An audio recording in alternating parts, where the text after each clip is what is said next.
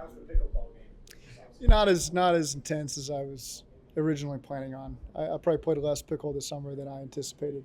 Why is that? I don't know. It just for whatever reason didn't get out as much as I anticipated. How would you rate your pickleball game? Depends on who you ask. In my head, I'm a 10 out of 10 and can compete against anybody. But there's certainly people that I've met my match against. After the renegotiation with Joe Mixon, how important is it for you guys to get him in the fold, presumably long term? Yeah, I think he's had a great attitude every step of the way since I've been here, and I think that's one of the things that people in this organization appreciate about Joe is the energy he brings to this team and this franchise, and he just wants to win, and so whatever it takes to win, he signed up for that, and so we really appreciate that about Mixon. You see the numbers across football the last few years, but now, especially with contracts running back this offseason, there's a devaluation in the position. What are your thoughts on that across the league? I don't really have thoughts on it across the league. We just look at our own team and what's best for our team at this moment. And, again, just ready to move forward with the whole thing. Third down, running back. How do you see that position shaping up throughout camp? Yeah, it's a battle. Yeah. That's a big unknown for us right now. And so we've got some guys that can certainly take those reps. It can be one guy. It can be multiple guys. We're not going to put it in a box and say this is what it's got to look like.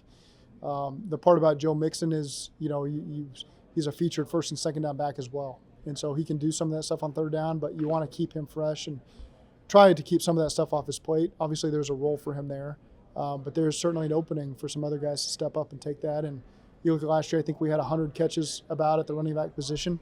And so there's a big piece of the pie there that people can step up and be a part of. Does Joe's role change at all, or is it like the same role for him and just Samaj in the back end? Yeah, every year's a little different as we get going, but certainly he's the first and second down back, and to get the ball in his hand in any way possible is usually a good thing. If you're just watching the pass cut ups and when he's catching a check down out of the field, backfield, and nickel's got to tackle him in space, that's a tough challenge for those guys, and you want to make defenses pay as much as possible by getting him the ball, and so there's a lot of different ways that can take shape. Has that part of his game evolved since you've been here, his pass catching ability? I don't think it's evolved necessarily. I can picture over the last couple of years many times he's catching the ball on a check down on a play action in the flat, or catching the ball on a swing route off a drop back, and always gaining extra yards there. So I can't think back to maybe 2019 tape, but these last couple of years I think he's been really effective coming out of the backfield catching the ball.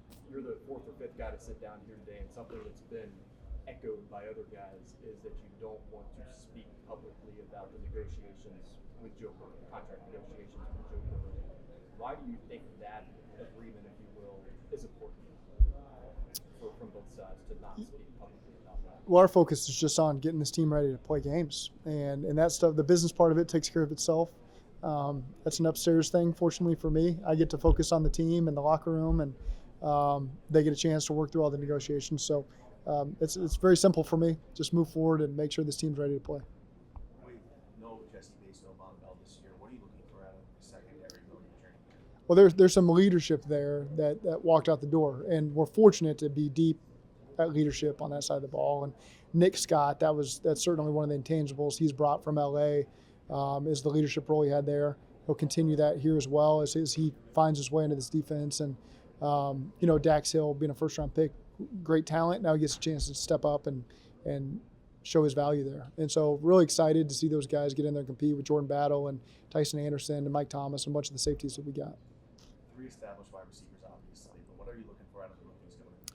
Yeah, to continue to improve and build that depth. And we've seen that from Trenton Irwin. We've seen that from Trent Taylor, Stanley Morgan. Now you get a chance for these young guys to step up and show their way. And so, and they get a chance to learn from the best. Those three receivers plus Troy Walters and Brad Craigthorpe, the consistency we've had there at that position, I think it's a really good spot for young players to come in here and learn and improve every day.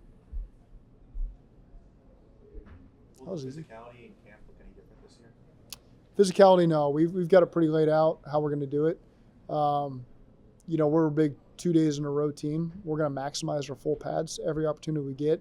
I think that's a good question because we haven't had pads on since January, and so part of training camp is getting your body conditioned for the physicality of it. Not running and being in shape that way, but just the physicality of things. And our team has done a great job of understanding that, of of communicating with me in years past when they need more, when they feel like they've been pushed the right way. And so those are conversations that we always have during training camp with key players on the team.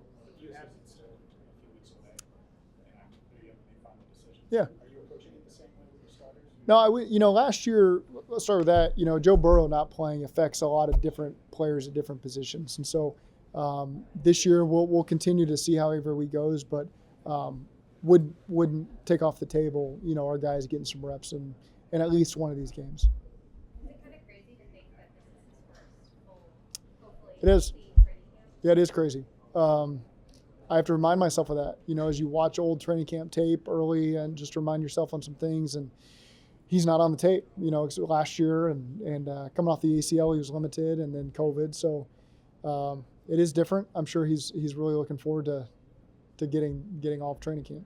I thought we saw some photos of him working with a new helmet yesterday. Is that something we can expect to see, or is that trial and error? Yeah, I saw that on our Twitter.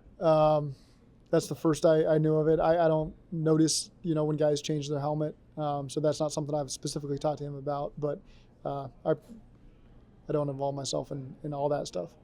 You have your staff back. Do you refine anything on your day-to-day life behind the scenes, knowing that you've done this so many times?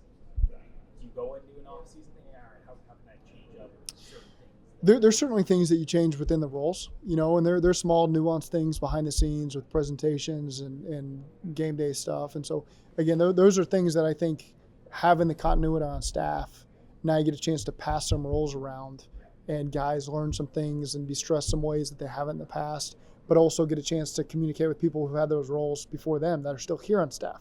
Usually it takes shape where people leave and someone's got to step in those roles. And so I think that's what's been really cool about this group and just raising everyone's football IQ in certain areas. That's been a fun part of having the staff continuity.